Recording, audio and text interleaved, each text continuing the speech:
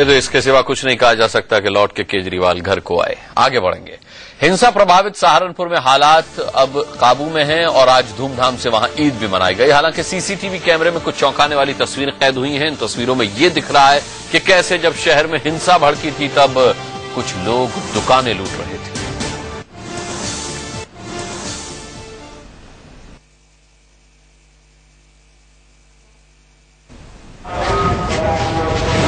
प्रशासन और पुलिस के आला अधिकारियों की देखरेख में सहारनपुर में ईद की नमाज अदा की गई। लोग घर लौटे तो प्रशासन ने भी राहत की सांस ली। मुझे खुशी हो रही है, राहत का शब्द मैं नहीं करूंगी, मुझे खुशी हो रही है कि ये शहर अपनी सामान्य अवस्था की ओर बढ़ रहा है।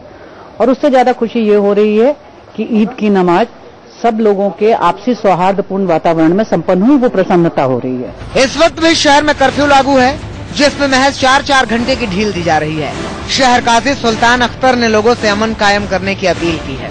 शांति बनाए रखें, अमन कायम करें और जब जो फैसला हो उसके फैसले को मानें।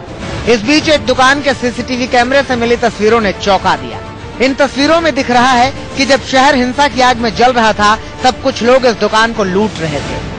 कुछ लोग कैश काउंटर से नकदी लूट रहे थे, वहीं कुछ लोग काउंटर पर लगा कंप्यूटर उठा ले गए। जिनकी दुकान लुटी उन्हें इनके दोस्तों ने खबर दी थी, लेकिन कर्फ्यू की वजह से वो बाहर नहीं निकल सके।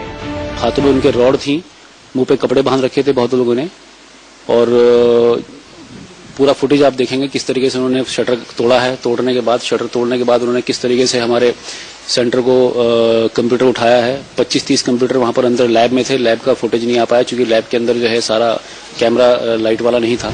लैब के मालिक अब इस फुटेज के आधार पर केस दर्ज कराने की तैयारी में है।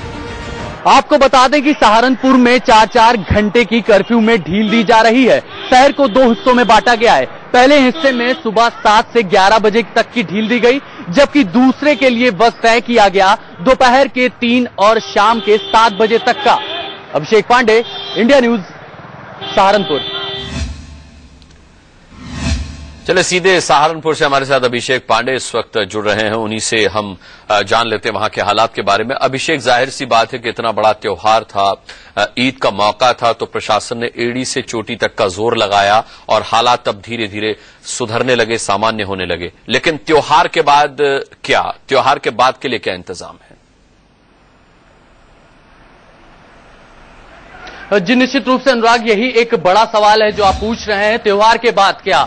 अभी प्रशासन का ये कहना है, जो शाम को मीटिंग होने वाली है उनका ये कहना है कि आगे की तैयारियों के लिए अभी हमें सोच समझकर कदम उठाने पड़ेंगे, क्योंकि अभी भी लगातार यहां पर जितने भी आला अधिकारी हैं, पैरामिलिट्री फोर्सेज हैं, सभी तैनात हैं, उनको कहीं भी डिप्लॉय नहीं किया गया है। तो ये एक अहम सवाल है। और जिस तरह से आसपास छोटी मोटी आगजनी की खबरें आई या हिंसा के बाद जिस तरह से लूटपाट हुई, तो व्यापारियों में खासा रोष है। तो अभी प्रशासन किसी तरह की छूट नहीं बरतना चाहता और यही वजह है कि अभी 7:15 हुए हैं और सड़कों पर आप सन्नाटा देख सकते हैं। 7 बजे तक की कर्फ्यू में ढील दी गई थी और दोनों तरफ पुलिस की गाड़ियां भी आपको नजर आ रही होंगी और किसी भी तरह की कोई एहतियात के तौर पर प्रशासन ने अभी भी आने वाले वक्त में भी किसी तरह की ढील दी जाए, कितनी या 4 घंटे से उसको 6 घंटे या 8 घंटे किया जाए, ये एक बड़ा सवाल है और यही आज तय किया जाएगा। बहरहाल आज ईद के मौके पर तकरीबन 30 से 35 हजार जो मुसलमान थे, एक गुट के लोग थे, वो वहां पर पहुंचे ईदगाह पे और हर्ष और खुशी के साथ, अमन और शांति के साथ उन्होंने ये त्योहार मनाया। उसके बाद डीएम साहिबा भी खुद काजी से मिलने पहुंची थी और उन्होंने भी शांति की अपील की है। देखना यह होगा कि हालत में आखिर कब तक सुधार होगा। अनुराग, उम्मीद करते हैं कि जल्द ही सुधार हो। अभिषेक, बने रहिएगा हमारे साथ। अभी